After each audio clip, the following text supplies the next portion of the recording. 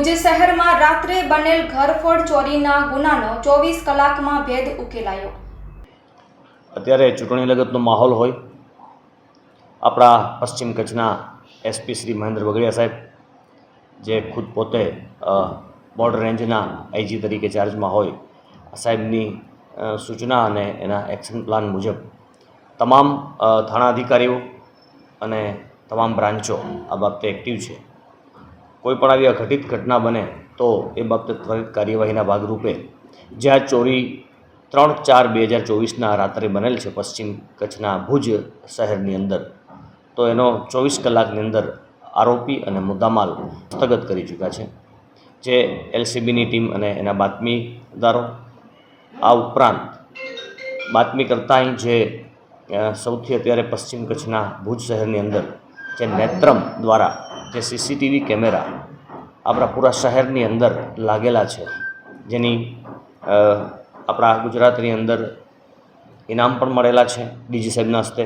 એ camera દ્વારા અને એલસીબીની જહેમતથી ત્વરિત રાત દિવસ કન્ટિન્યુ એનો કેમેરાના અનુસંધાને પીછો કરતાં આ ગુનો ડિટેક્ટ થવા પામ્યો છે। સદર ગુનો ભુજના મધ્ય ભાગમાં શહેરના મધ્ય ભાગમાં જે દુકાન આવેલી છે, રંગ ભંડાર નામની દુકાનમાં આ ઘટના બની છે। આ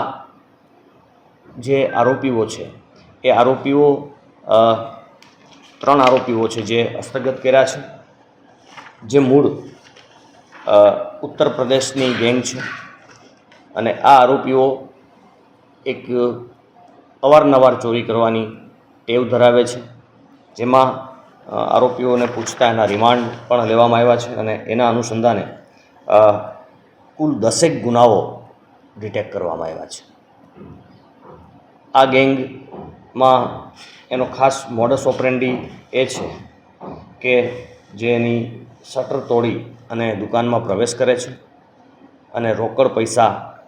લઈ અને એ બીજા ખાતામાં ટ્રાન્સફર કરે છે, એટલે પોતાની પાસે મુદ્દામાલ પણ પકડી શકાય એવો સમય પણ એ લોકો ત્વરિતે કામ કરતા હોય, તેમ છતાંય આપણી ત્વરિત ડિટેક્શનને લીધે સંપૂર્ણ મુદ્દામાલ પણ કબજે કરી શક્યા છે। જે આરોપીઓના નામની વાત કરીએ તો આ 3 આરોપીઓ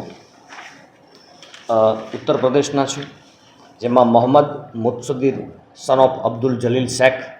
જે ભડોલી પોસ્ટ ભડોલીના ઉત્તર પ્રદેશના ગામના છે। એના પછી જે બીજા આરોપી છે જે મોહમ્મદ શરીફ સન ઓફ યાર મોહમ્મદ શેખ, એ પણ પનીગોપુરે ચુરીહાનકા, એ ઉત્તર પ્રદેશનો વિસ્તાર છે ત્યાંના છે। અને નસીમ સન ઓફ હનીફ શેખ, એ પણ ગોંડા વિસ્તારના ઉત્તર પ્રદેશના છે। આ આરોપીઓએ જબલપુર, મધ્યપ્રદેશના જબલપુરમાં, મધ્યપ્રદેશના ખડવા વિસ્તારમાં, છત્તીસગઢના બિલાસપુર વિસ્તારમાં,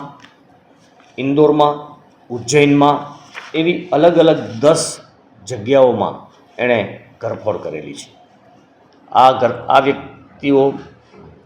ની મોડસ ઓપરેન્ડીમાં વધારે ઊંડાણપૂર્વક જઈએ